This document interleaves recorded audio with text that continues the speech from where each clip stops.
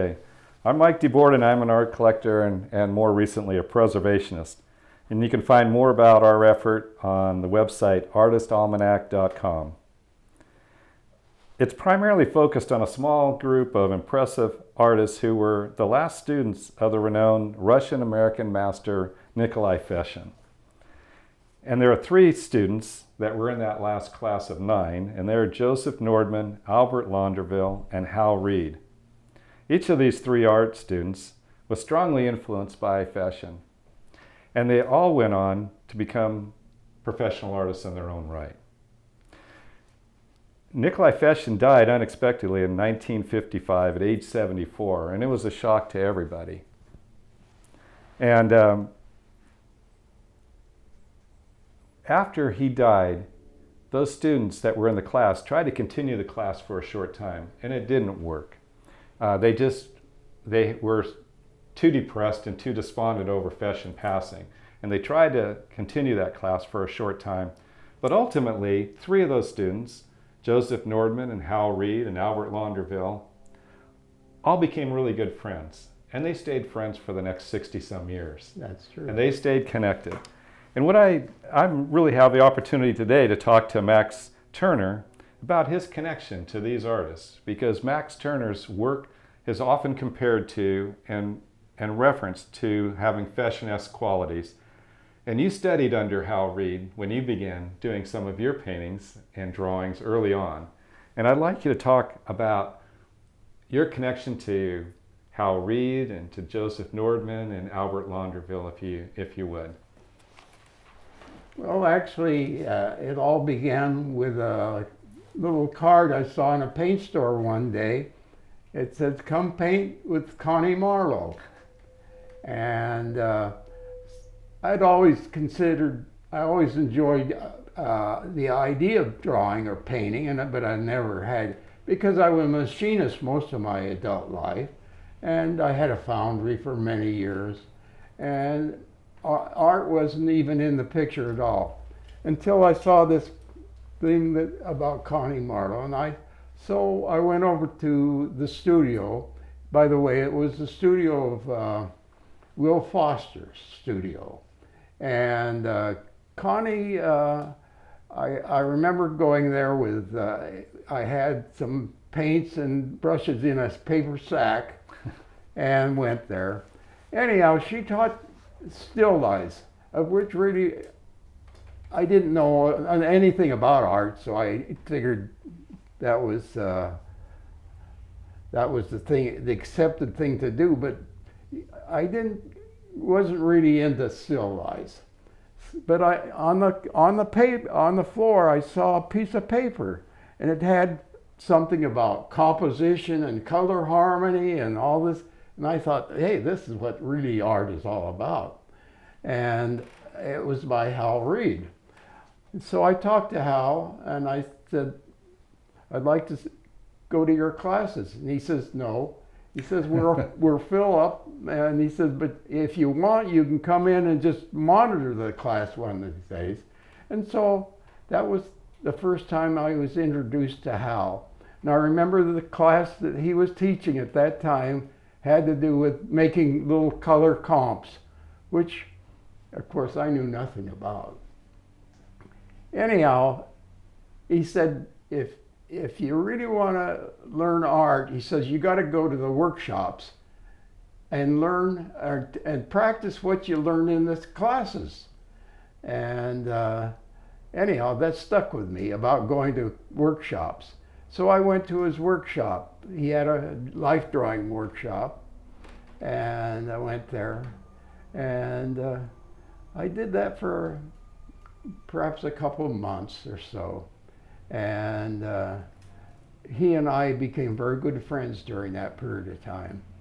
And in fact, he wanted me to begin teaching. He's opening a studio out in the San Fernando Valley, and he wanted me to go out there and begin teaching. So I did. And anyhow, that was one of our things that really bonded us together. Was being in business together in a sense. What kind of classes were you teaching then? Is Just it life drawing. live models? Yeah, always with life models. And anyhow, Hal oftentimes thought enough of my drawings that that's why he wanted me to begin teaching out there, of which I did for quite a number of years. And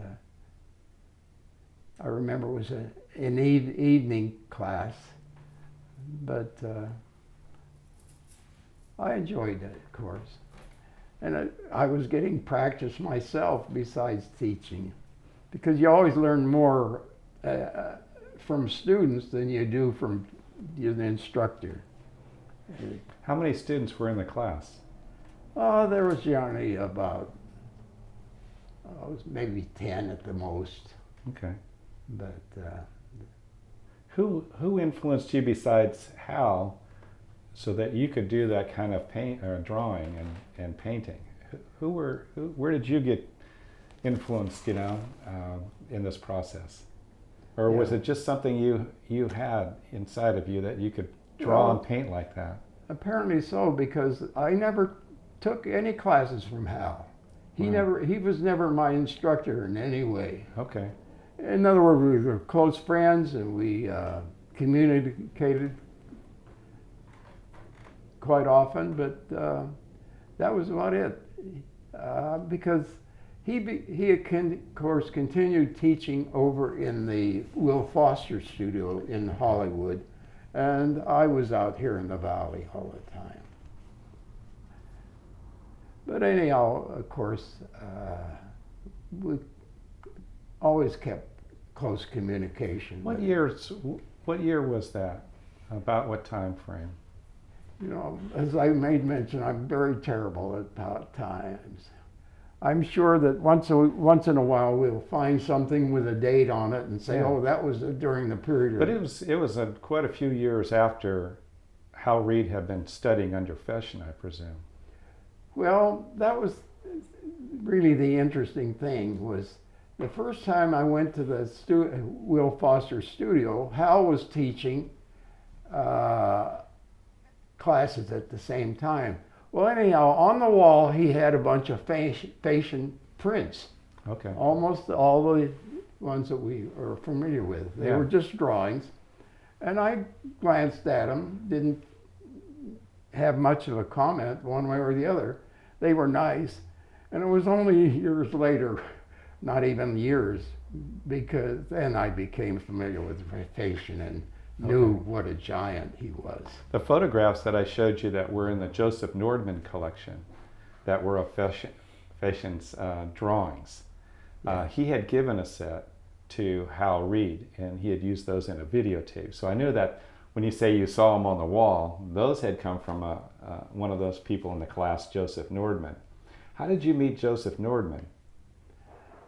Well, that was many years later. Of course, interestingly, that was the first time I met Albert, was at one of his workshops, Hal Reed's workshops, life drawing class. Or if I recall correctly, he had a Saturday morning painting class, Hal did. Okay. And kind of interesting. Connie Marlowe lived in the back end of the studio. And she had a little daughter named Mimi. Well, anyhow, at that particular time, almost everybody smoked. And so at break time, we'd all go outside to light up. And Mimi would come along and take a brush and scribble on everybody's paintings. Oh my God, that's funny. And Connie never reprimanded her at all. Anyhow, it was always an interesting little anecdote. There was some very good painters. But Albert was taking classes from Hal Reed as well in those workshops, I guess. Just the workshop. Workshops, not the classes, but the workshop. Yeah. Because I think at that particular time he was even going to Lucas. Perhaps not. I don't. Like I say, I don't remember the times. But then when you did meet Joseph Nordman later, That was years later, you said, after you had met. Many met years Al. later, yeah. In fact, I think I had a foundry at that time that I met Joe. Okay. And I forget how it came about even. I don't recall. Okay. Did you ever go up and see, you know, Joseph ended up moving from Los Angeles up to Pacific Grove, and he stayed there until 2015 when he passed away. Did you ever go up to the Pacific Grove area or up in that never area? did. Because there was a number of workshops going on up in that area, because Yes. that's an art community in and of itself, so that was pretty Yeah. impressive. Mavalli was very much of an influence. Did you meet Charles Mavalli? Never did. Never did, but he I came was out never from into Massachusetts to go through some of the workshops in that area. I know that. Yeah. Of course, Mavalli made more articles for the American Artist magazine than any other artist. Yeah. I don't know if you have them all. I but have some I of think them. I have most of them. Oh, you do? That's great. Yeah, he was like an assistant editor or something for the American Artist. American Artist magazine, but he was a great writer. He also had a PhD. He was very, very bright person as Yeah. well. In fact, I have somewhere almost all of Mavalli's articles in that That'd magazine. be good to go through. I know that you know David Jonas. I happened in the collection I received, I acquired from Joseph Nordman's house. There were 2 paintings by David Jonas, and then there was a pen and ink drawing as well. So I never knew how that connected. You know, where Joseph might have known David Jonas, and you know who David Jonas is. So maybe you can tell me a little bit about your connection with David Jonas. Well, that all began when I moved to the Valley here and began going to the California Art Institute. And that's where I met David Jonas. Okay. And he was a giant in the class because he was the best. And in fact, I used to trade a sculptor for one of his paintings. Now, one time I had 2 or 3 of his paintings here, and I don't know, I think I gave them away to somebody else. In fact, I think I have this friend, Paul, who is a collector, by the way, and I think he has some of them. Well, David Jonas was a Disney artist and pretty accomplished. He did a lot of stuff for the various Disney films over the years. But he was primarily known back in New York, where he had a studio back there. And in fact, Bill George is another fine artist who lives here in this area, Okay. who was associated with David back then. In fact, they were very close friends. In fact, I think they lived together back there at one time or another. Anyhow, eventually, of course, David moved out here, and then he began teaching out at the California Art Institute. There was another Disney artist that was in the collection that I acquired. His name was Art Riley. Do you know a name, Art Riley? Well, I know of the Riley method of drawing and painting, Okay. but that's as much as I know about a Riley. There's another artist. I'm going to ask you about quite a few because Go ahead. I live up in Northern California and you're down in LA area, so you know a lot of different people that I have some of their artwork, and I've always wanted to know more about them.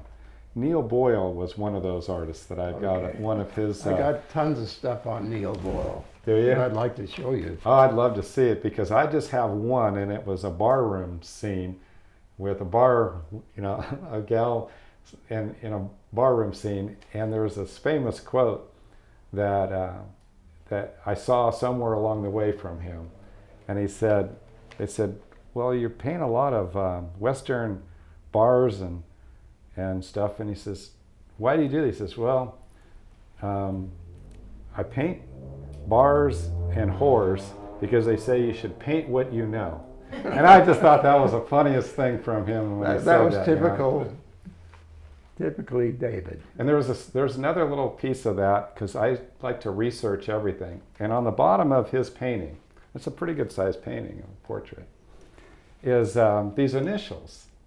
And it said BSWCA, and I couldn't figure out what it was. And I went on the internet and I went everything I could find. I asked everybody in Northern California, what does this mean? Because you're used to seeing things like OPA, Oil Painters of America, or something behind names, but I couldn't find out what this was. And so then finally, I read something that was way offbeat, and there was the answer. And he was the founder and the only member of some association, and the BSWCA stood for Big Shot West Coast Artist. And when I saw that, I thought, oh my God, and he put that on his paintings, and that was his sense of humor, just like the story of why he paints, you know, Western bars and whores. It was pretty funny. But once I read that, I always share that story when people look at that painting and want to know about those initials. You know?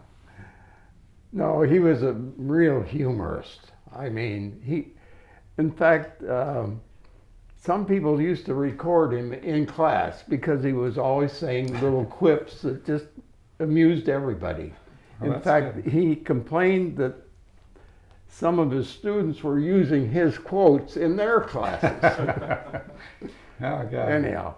He was an entertaining guy then. Very entertaining.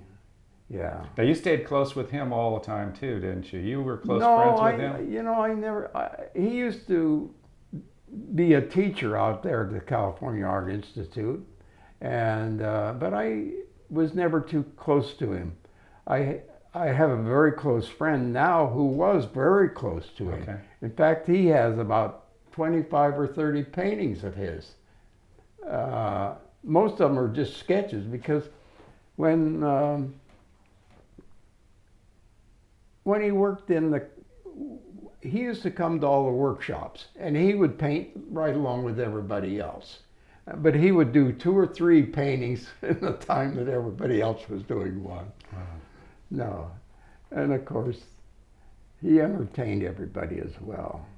But that was about the only times I saw him, was at that time. But later on, because of this close friend of mine, John Irwin, who was with David for many years. Anyhow, like I say, he used to collect all of his paintings. Okay. And so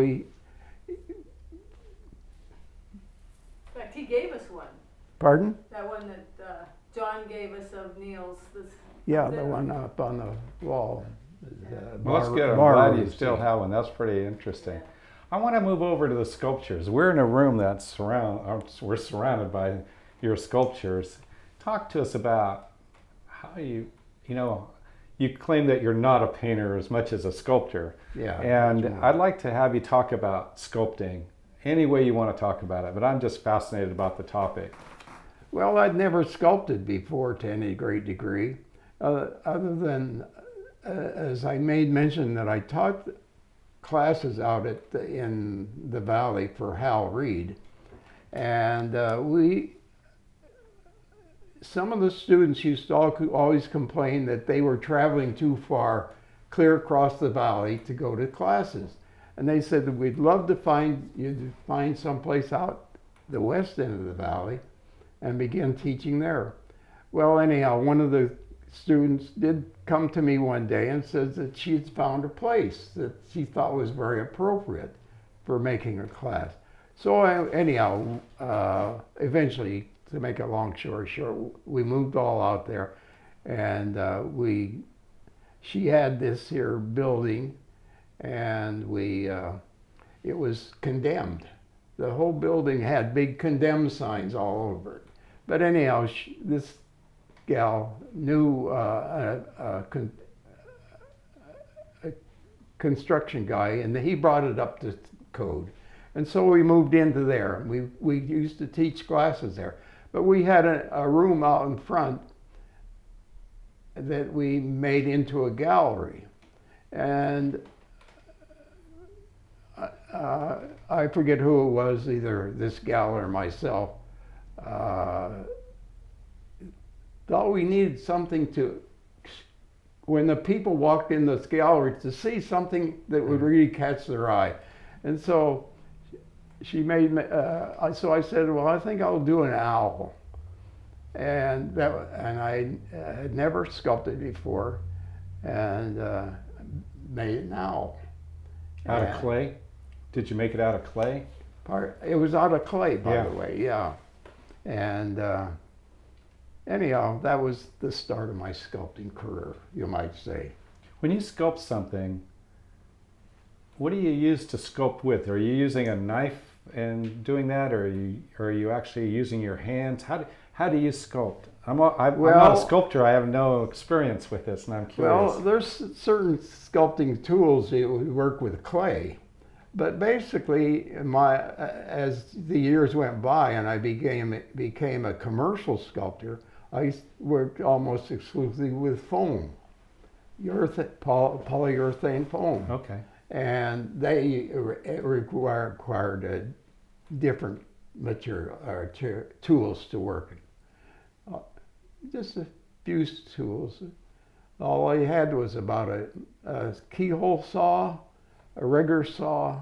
Anyhow, we're doing a book at this present time on sculpture, and I'm going to tell about the materials and the tools. How did you get into sculpting big sculptures? You got into making some pretty, we're looking at some, in your case, some smaller ones of what you're used to doing, and you've done some really large ones. How did you get into doing the big ones? That's all the things we'll bring out in our book. Okay. Yeah. Yeah, Because Chapiruses, and he did life-size Chapirus Art Nouveau statues, and they're like. did a lot of horses and birds, Yeah. animals, but I did them for other people, never for myself. But don't get me wrong, in between doing jobs, that's what I considered them, just jobs, I would sculpt on my own, and that's when I would do things. And you got sculptures around here. There's bronze sculptures and there's terracotta sculptures. Yes. And when you do the bronze ones, then you used to have your own foundry and did your own sculptures for some other people then. Yeah. Then you moved into doing your sculptures and used the other foundries for making them, right? Yeah, it was basically after I sold the foundry that I became a full-time sculptor then. And I sculpted primarily for my competitors because I was in the repro business. We did reproductions of antiques. Okay. And how many sculptures do you think you've done over the years? I don't know, There's probably a couple hundred. I would say there's got to be that many.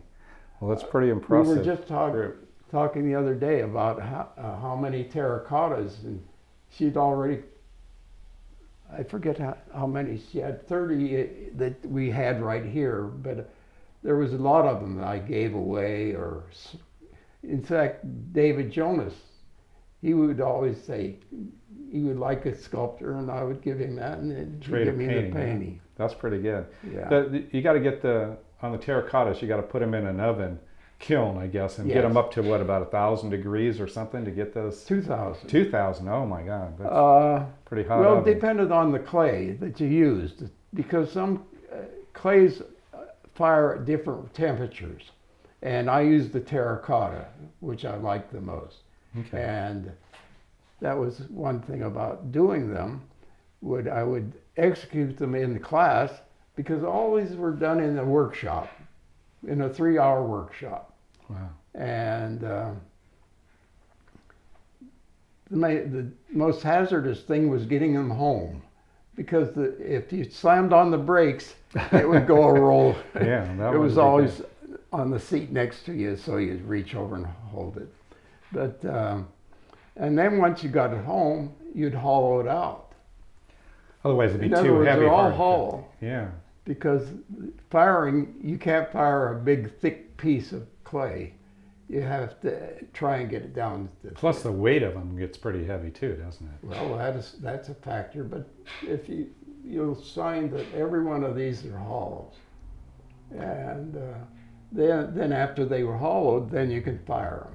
Now the color, that orange color, is caused by the iron that's in there, isn't it? As far as the clay goes, the coloring that you get is, Well, some of them have a little bit of white spots, and there others have a little darker orange. that was to just the them. nature of the clay. It's just the clay itself. Yeah, because I would buy it from various sources, and sometimes it would be from one, and it would be darker and some lighter. Okay. But it was all terracotta nonetheless. Well, it's been fascinating looking at all of these. Some of them, then you do a glaze over them, or not? Do you do No, glazes, or do you never like did. them? Do you like them without the glaze? Yeah, Okay. primarily because I was always busy doing other things and didn't have time to fool with them, you might say. Yeah. So, anyhow, Some of those are. I enjoyed acrylic, them. though. They were recast in acrylic, some of those terracottas. Well, that was the thing is of course when they're in the or in the raw clay, they're susceptible to being Yeah. they can break easily. So in other words, you could make a mold of them, and that's what I did on a few of them. So you took the terracotta ones, made a mold, and then did you use bronze then to Then you can make a cast them? bronze or Okay. whatever. This one, Yeah, I I've found, been looking at that. But one. most of them, there's the original. I found the original of this. yeah, Yeah. So. that's a bronze. Yeah. But it's but I bronze. found the terracotta Yeah. original. Yeah. No, that's beautiful. So Yeah, well, of course, the one thing about once you have a mold, you can make multiples. yeah. You can repeat it. Well, I find all of this just fascinating, and I'm anxious now that we're been sitting here talking about it. Now I'm really anxious to go look at a lot of your sculptures and look closer at them. And I think it's Well, that was the nice thing about being a commercial sculptor. You sculpted it, you turned it over to the customer, and you never saw it again. oh man, I don't know how you get rid of some of these pieces because they're so special. Well, my main customers were other foundries. In other words, Okay. they would take my original and then make molds and make bronzes or whatever. Like the horse in Camarillo. Yeah. There's a statue of General Camarillo in Camarillo on a horse, and Max said, I did that horse. But the signature on the back is not Max's, but it's definitely his. It's No, your work. I remember that job. Yeah. I saw one online. It said Seabiscuit. Do you remember Seabiscuit? Yes. Yeah. Back. That seemed like a real popular one because it's that's just a beautiful. That's just a Well, beautiful. that was the customer that I made it for. His name was Whitaker. He was a merchandiser. Wow. That's a beautiful sculpture. And we found the clay model. We have the picture of the clay model with which the bronze was made. Okay. Yeah, that was made in clay. Wow. Well, I think I want to take a look. I thank you very much for giving us the opportunity to visit with you today. And I'm really Well, anxious to I go appreciate around your and being take a here. look at all of the beautiful art in your home. Thank you very much, Max. Well, you're more than welcome.